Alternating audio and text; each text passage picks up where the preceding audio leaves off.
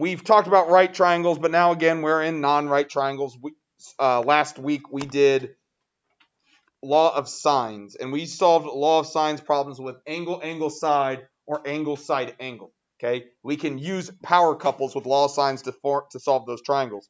Today, we're dealing with the worst one ever from your geometry class, side, side, angle. Your teacher told you cannot do that one. It doesn't work. It does work, okay, but just not clearly. Okay, this is called the ambiguous case of law of sines. Does anyone know what the word ambiguous means? No. Ambiguous means I don't know. It's unclear. Okay, if something is ambiguous, it's not really defined in what's going on. Okay, and that's what's happening here. This is the ambiguous case of law of sines. If you get 3 bits of a triangle, a side, and an angle, okay, you can determine that triangle, but 3 things could happen. You could have no triangle, you could have 1 triangle, or you could have 2 triangles. Okay?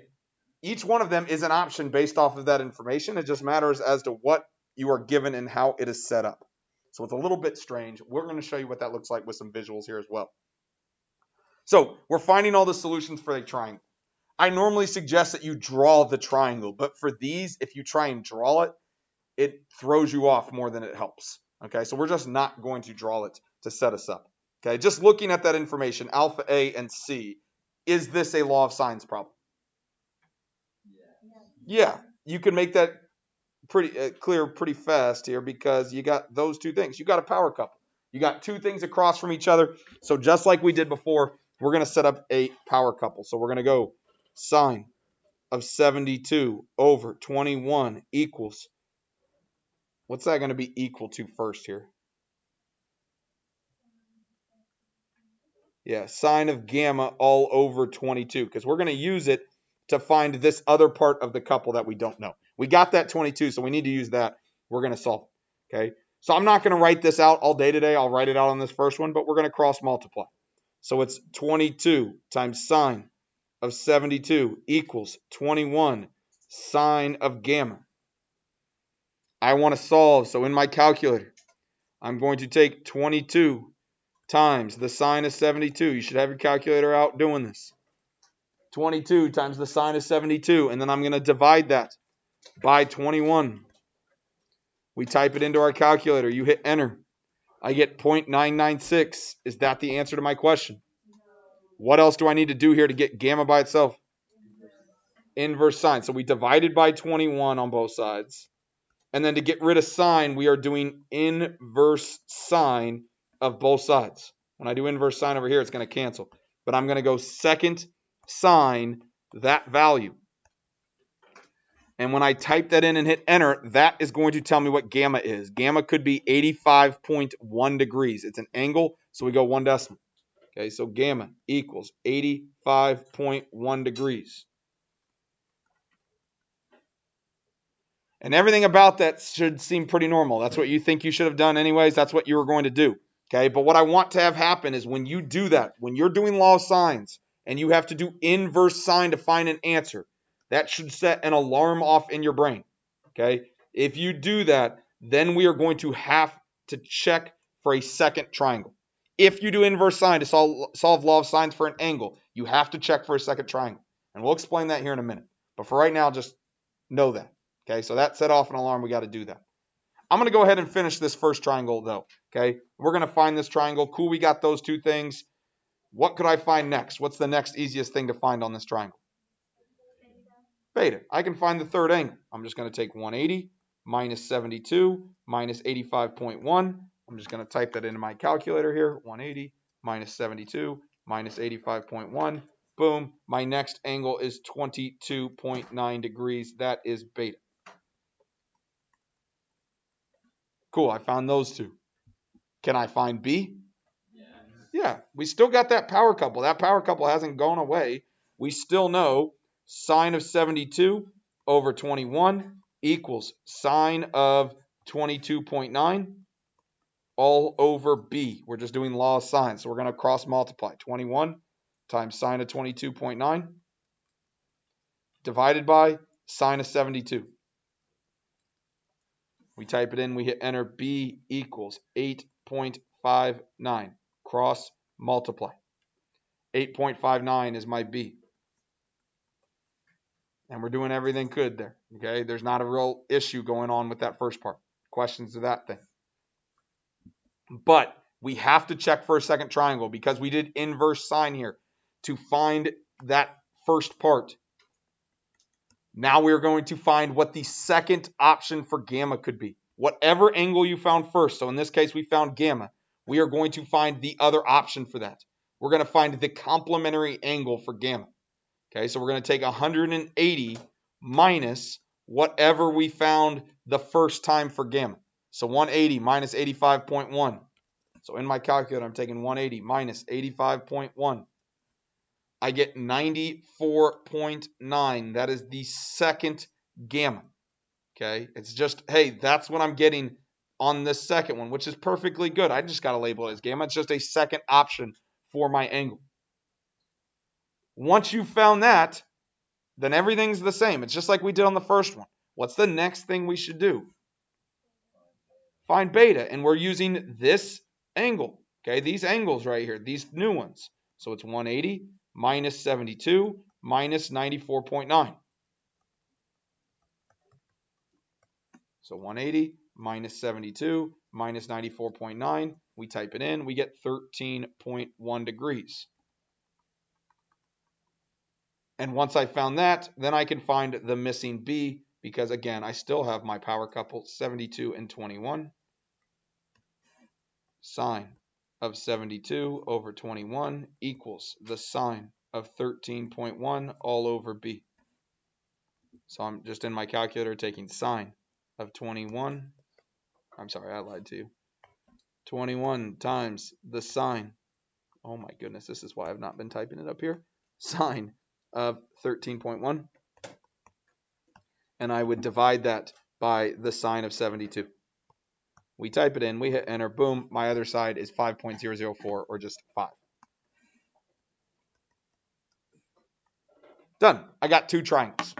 That's the information that I'm given, and that's how that thing is set up. Okay? It's strange that you can do that. Let's show you a picture. Okay? Here is the setup that is going on here. You are told a few things. I'm trying to make it easier to view. Nope. Okay. So you're told a few things. You've got this side length of 22. You've got this far side length is 21.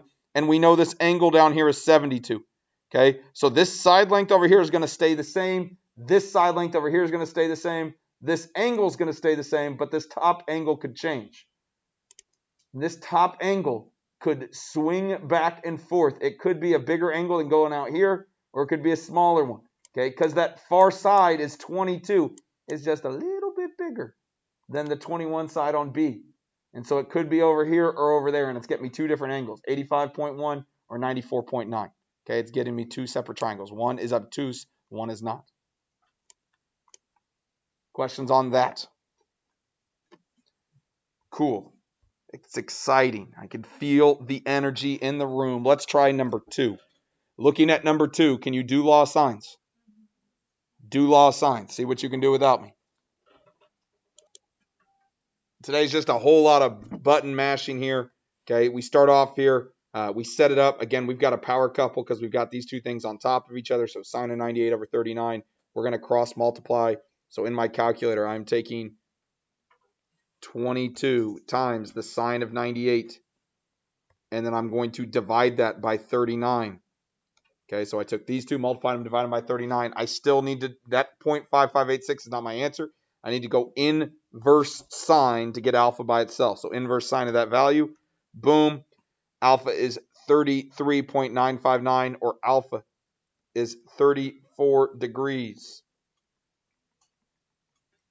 That should set off an alarm. What did we just do that should set off an alarm in our brain?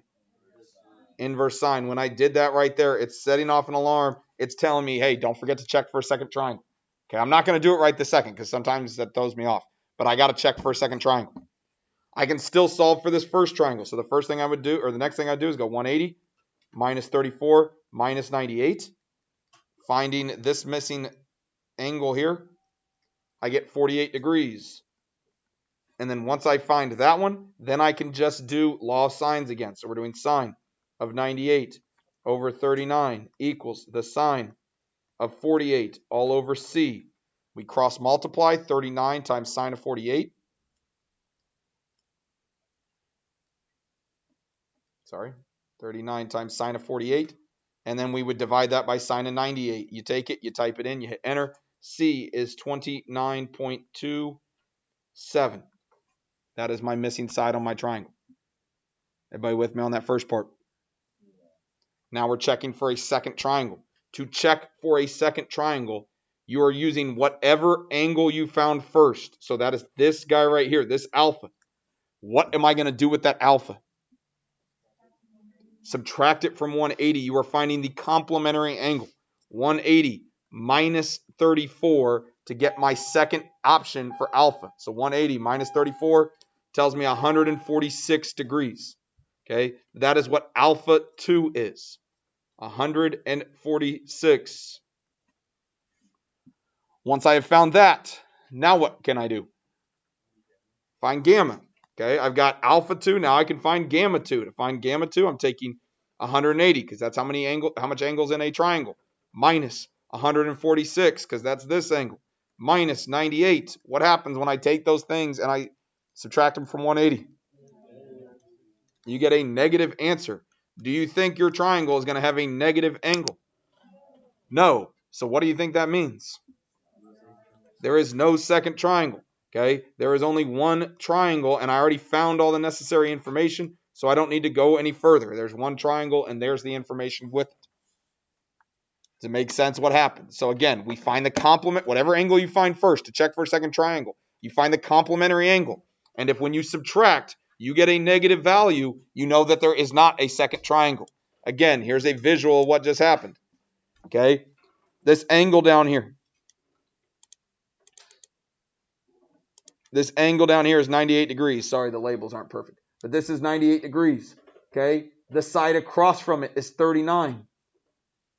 The side nearby is 22. If you have a 98 degree angle, this 39 side is not long enough to touch twice, or it's too long to touch twice. It's only going to be able to touch it in one single spot. Right over here is the only place it would start. Then you would get a negative angle over here, which we do not want. You do not want to have a negative angle on my triangle.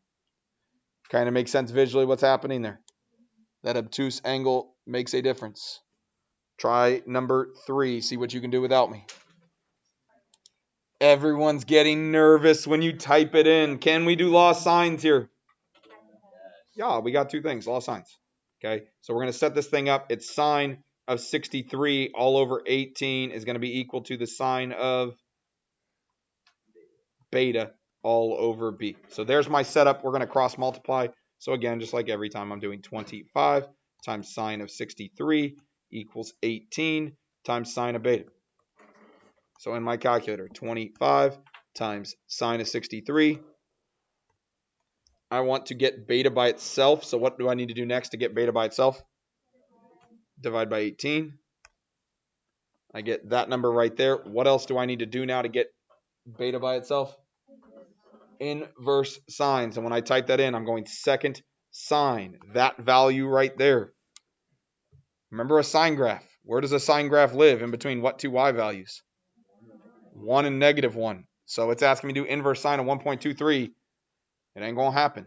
Okay, you're going to get a domain error in your calculator because you're trying to find a sine of something that doesn't exist. Okay, when that happens, what that tells me is there is no triangle. Oh my gosh, that's the ugliest R. It's cool. Oh no, and then I matched it with a terrible E. Good combo. There's no triangle. It's the easiest one to find. It's the very first thing you find and you get an error. There's no triangle happening. Here's a visual of what's going on. You've got a 63 degree angle. You've got one side is 25 and the side across from it's 18. Okay, when I put that thing in motion, when is that 18 going to touch this line to make a third triangle or to make a third side? It's never. A is too short. Okay, if A wasn't 18, if A was like 29, yeah, we're good now. Okay, because it's long enough. But when A is just a little guy, he's just too short. His legs are dangling. He can't touch the ground. Okay, that's why no triangle is being formed. Makes sense on why that's true? Cool. Let's try the last one. Try triangle 4 there. See what you can do. Talk with your neighbor. See what you can do with it. All right, so we set this thing up. Again, we've got law of sines because we've got two things across from each other. We got a power couple. So sine of 20 all over 4 is equal to sine of gamma all over 6. I cross multiplied. I got 30.9. Because I found 30.9 by doing the inverse sine, then I have to check for a second triangle. Okay, at this point, then we're going to find our missing angle. So 180 minus 20 minus 30.9 tells me my other angle is 129.1 degrees. To find my third side, I'm going to set up another law of sines question. Sine of 20 all over 4 equals the sine of 129.1 all over a. Cross multiply.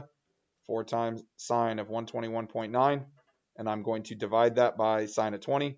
You type it in. You get an answer. Oh, no, I did something way wrong. Oh, I see it. Sorry. I'm doing it in my calculator, so I know it's very exciting for you to listen to me about it. 9.07. 9.08.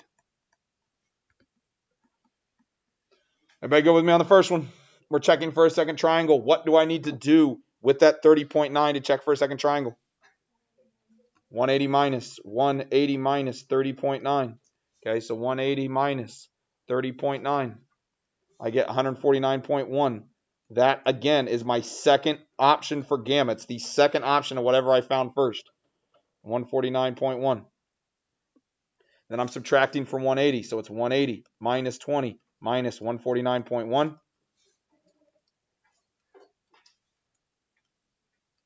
I get 10.9 degrees. What did you get for A there at the end? What is it? 2.21. You would just do another law of sines problem. Sine of 20 over 4 equals the sine of 10.9 all over 2.21. Questions on how we do law of sines, ambiguous case.